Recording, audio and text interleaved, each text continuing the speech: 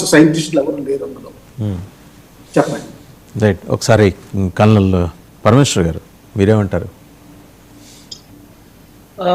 Bureaucracy certainly yes అండి, certainly yes. There is no doubt. నేను ఇదివరకు మీ ప్రోగ్రామ్స్ లో కూడా హైలైట్ చేశాను. There is too much of red carpet, red tape, and that red tape మనది డిఫెన్స్ ప్రొక్యూర్మెంట్ ని మాత్రం it is dogging us. And మీకు ఎగ్జాంపుల్ కూడా చెప్పాను, ఒక నేవల్ చీఫ్ కూడా నేను నా సబ్మెరీన్స్ కి బ్యాటరీస్ కూడా కొన్ని నేను నాకు సోల్జర్స్ కి ఇవ్వకపోతే నేను చీఫ్ గా ఉండి వేస్ట్ అని రిజైన్ చేశాను ఆయన పోస్ట్ నుంచి.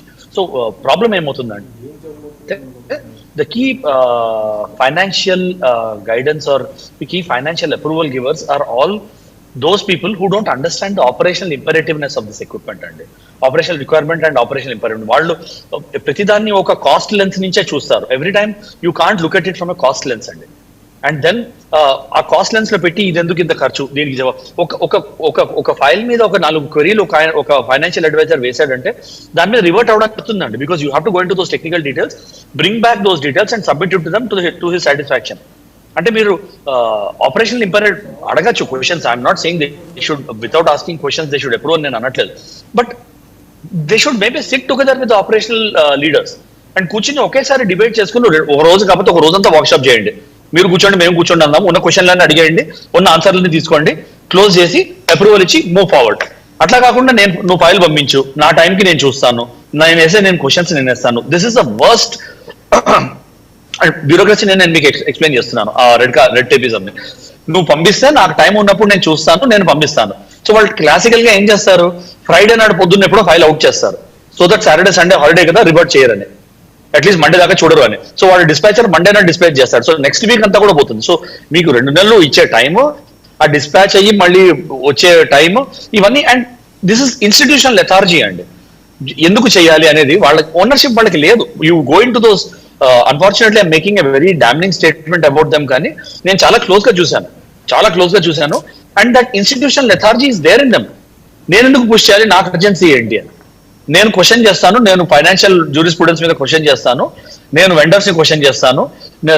And unfortunately I don't have any shame in accepting ఈ అథారిటీస్ ఎక్కడైతే ఉన్నాయో కింద క్లర్క్ లెవెల్ నుంచి పైదాకా they are corrupt to the bone అండి. And unfortunately that is hurting us. And corrupt to the bone and vendor ఎక్కడి నుంచి తీసుకొస్తాడు, ఎవరైనా వెండర్ ఎవరన్నా ఉన్నారండి. 1000 కోట్లను పెట్టారంటే దానిలో వాడికి తెలుసు అనుకోండి 2% ఇవ్వాలి అని, వాడు 2% యాడ్ చేస్తాడు కదా కాస్ట్ ఇవ్వాల్సింది. వాడి జేబులో వచ్చేది వాడు ఇవ్వడు కదా పిఎంఎల్ నుంచి. So these are things which are there on ground. దాన్ని మనం గవర్నమెంట్ బీట్ చేయాలి. And our bureaucracy has to come around and say at least defence procurement లో we will not tolerate institutional lethargy, institutional inertia and institutional corruption. ఈ మూడిటిని మనం deal చేసామంటే defence procurement will speedup అండి. ఏదో ఒక రిక్వైర్మెంట్ ఉంది, ఒక ఆపరేషన్ సింధూర్ అయింది, ఆ టైంలో మేము వెపన్స్ ప్రొక్యూర్మెంట్ స్పీడప్ చేస్తాము, దాని తర్వాత మళ్ళీ it will be business as usual అంటే it is not going to work for us as a culture అండి. You have to speed up. Somebody responsible has to sit on top, and that responsible person has to be made answerable also అండి. నువ్వు కూర్చున్నావు దీని మీద, operation leader ఒకడు, financial advisor ఒకడు, ఇద్దరు కూర్చుని question should be difficult question should be asked to them. నువ్వు నీ వైపు నుంచి ఇచ్చావా, నువ్వు నీ వైపు నుంచి క్లియరెన్స్ కి తప్పి ఫాస్ట్ చేయడానికి ఏం చేసావు, that kind of questions, pointed questions have to be asked. As of now I don't see that culture. Ministry నుంచి ఎవరి నుంచో అడగాలి, డిఫెన్స్ మినిస్టర్ లేకపోతే చీఫ్ దగ్గర నుంచో కూర్చోబెట్టి ఓనర్షిప్ తీసుకోండి, ఇది టైం లైన్, 3 years నాకు ఇది ప్రొక్యూర్మెంట్ కావాలి, ఇండక్షన్ కావాలి. 3 years మీరు ప్రొక్యూర్మెంట్ చేయకపోతే your job is on the line అని చెప్పి పెట్టకపోతే ఆ కార్పొరేట్ కల్చర్ తీసుకురావాలండి. 3 ఏళ్లలో రాలేదు అంటే then your neck is on the line. లేదు డిలే అవుతుందంటే you should call it out on time. 3 ఏళ్ళు అంటే నువ్వు 2 years 10 months అయిన తర్వాత లేదు డిలే అవుతుంది, ఇంకో ఏడాది అవుతుంది అంటే కుదరదు. You should call out the red flags. So దానికి ఏం చేయాలి, మైల్ స్టోన్ క్యాలెండర్ ఉండాలి. ఫైల్ సబ్మిషన్ కి ఈ డేట్, నేను అప్రూవ్ చేయడానికి ఈ డేట్, డిస్కషన్ కి ఈ డేట్, దాని తర్వాత ఫైనాన్షియల్ అప్రూవల్ కి ఈ డేట్, రిలీజ్ ఆఫ్ ఫైనాన్సెస్ కి ఈ డేట్, దాని తర్వాత ప్రొడక్షన్ కి ఈ డేట్, ఇండక్షన్ కి ఈ డేట్. ప్రతి చోట మీకు మైల్ స్టోన్ క్యాలెండర్ పెట్టుకుని you should achieve those dates in backward date so that మీరు అనుకున్న ఇండక్షన్ డేట్ రావాలి. ఆ కల్చర్ సెట్ అయ్యేంత దాకా ఈ గవర్నమెంట్ ఏజెన్సీస్ లో these government agencies are going to kill the motivation of our scientist. అంటే I don't completely agree that HAL దగ్గర కానీ డిఆర్డిఓ దగ్గర కానీ మన టాప్ నాట్ సైంటిస్ట్ లేరని. ఫెంటాస్టిక్ సైంటిస్ట్ ఆర్ దేర్ అండి. ఐ సీన్ నా క్లాస్మేట్ ఒకడు డిఆర్డీలో ఆర్సీఏలో పనిచేస్తాడు. Is taken me around and show me what kind of work they are doing. But silent గా వాడు కూడా చెప్పేది అదే. Unfortunately, as a scientist, I am not allowed to take a call on the need of a particular missile system or a particular technology.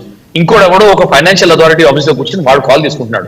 Yeah they are required, audits are required, oversight is required. నేను కాదు అని అనట్లేదండి, they are all required.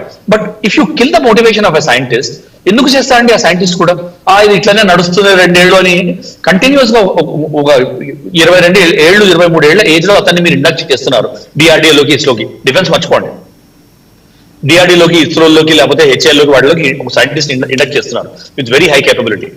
దాని తర్వాత వాళ్ళు ఏం చేస్తారు, చాలా ఎనర్జీతో ఫస్ట్ 2 years పనిచేస్తారు. దాని తర్వాత ఏమవుతుంది, వాళ్ళ seniors seen that lethargy are already on in to that culture of lethargy. అదే వీళ్ళు నేర్చుకుంటారు. నేర్చుకుని ఎందుకు మోటివేషన్ వస్తుంది, ఎవడో వేరే కూర్చున్నవాడు వాడు 3 వారాలు తీసుకుంటే నేను 1 వారంలో జవాబు చేయాలి, నేను కూడా 3 వారాలు తీసుకుంటాను అంటాడు. సో దట్ కల్చర్ పర్కులేట్స్ అండి. ఆ డామినో ఎఫెక్ట్ ఏదైతే వస్తుందో that is hurting our defence procurement. That culture మీరు టర్న్ అరౌండ్ చేసి ఆ కార్పొరేట్ కల్చర్ ఎక్కడైతే తీసుకురాలేదో, and people and agencies and these institutions should be made responsible for the profit and loss. Government ఇంత money pump చేస్తోంది ఈ weapon system కోసము, scientist మీరేం చేశారు, డిఫెన్స్ లీడర్స్ మీరేం చేశారు, ఫైనాన్షియల్ అడ్వైజర్స్ మీరేం చేశారు, గవర్నమెంటల్ అథారిటీస్ అప్రూవల్స్ మీరేం చేశారు. Every one should be answerable for their domain. And వాళ్ళ డొమైన్ లో వాళ్ళు ఓనర్షిప్ తీసుకుని వాళ్ళు టైం కన్నా ఒక రోజు ముందర డెలివర్ చేయకపోతే there next should be on the line అండి. Only then this will improve. Right, చాలా డీటెయిల్గా ఎలాబరేట్ చేశారు సాంబశివరావు గారు. ఇక్కడ సాంబశివరావు గారు, ఐ బిలీవ్ సాంబశివరావు గారు ఇస్ సార్. సాంబశివరావు గారు, మీకే 2 సునిశ్చితమైన ప్రశ్నలు, కొన్ని అవుట్ ఆఫ్ బాక్స్ కూడా ఉంటాయి. దయచేసి వాటికి కూడా మీ నుంచి సహకారం కావాలి. మీరు సైంటిస్ట్, టాప్ నాస్ సైంటిస్ట్, నాసాలో ఉన్నారు. As to what wanted you to leave for NASA? ఇక్కడ మీకు అవకాశాలు రాలేదా? వచ్చిన అవకాశాలు మీకు నచ్చలేదా? వాసవన్ గారు, కల్నల్స్ మాట్లాడింది జాగ్రత్తగా విన్నాను నేను. రావు గారు మాట్లాడింది, పరమేష్ గారు మాట్లాడింది. I see their frustration and I can understand their frustration also. అయితే మనం కంప్లీట్ గా ఇండియన్ ఎన్వైరన్మెంట్ ని, ఇండియన్ ల్యాబ్స్ ని, లేదంటే ఇండియన్ ఎఫర్ట్ ని డిస్మిస్ చేయాల్సిన అవసరం కూడా లేదు. బ్యూరోక్రటిక్ హడిల్స్ ఉన్నాయి, కొద్దిగా లెథార్జీ ఉంది, ఇంకా మనం పాత పద్ధతుల్లో పనిచేస్తున్నాము. థ్యాంక్స్ టు కొలోనియల్ కల్చర్ మనం అలానే చేస్తున్నాం. ఇది ఎందుకంటే ఓనర్షిప్ తీసుకోవడానికి భయపడుతున్నాం, కంట్రోల్ మెకానిజమ్స్ మీద, కంట్రోలింగ్ మీద ఎక్కువగా దృష్టి పెడుతున్నాం. ఇక్కడ ఏమైందంటే, ఇప్పుడు వాళ్ళకి బాగా తెలుసు, మిలిటరీలో పనిచేసిన వాళ్ళకి C4SR అని చెప్పేసి కమాండ్, కంట్రోల్, కంప్యూటర్స్, కమ్యూనికేషన్స్, ఇంకా సర్వేలెన్స్, ఇంట్రాపరబిలిటీ అవన్నీ కూడా యాడ్ చేశారు. తర్వాత ఈ కమాండ్ అండ్ కంట్రోల్ అనేది కొలోనియల్ సిస్టమ్స్ లో ప్రధానంగా కనపడుద్ది. వాళ్ళకి అంతవరకే లెక్క, నేను కమాండ్ చేస్తాను, నేను చెప్పినట్టుగా నువ్వు వినాలి అనే మైండ్ సెట్ లోనే వాళ్ళు ఆ బ్యూరోక్రసీని కంట్రోల్ చేసేవాళ్ళు, బ్యూరోక్రసీని నడిపేవాళ్ళు.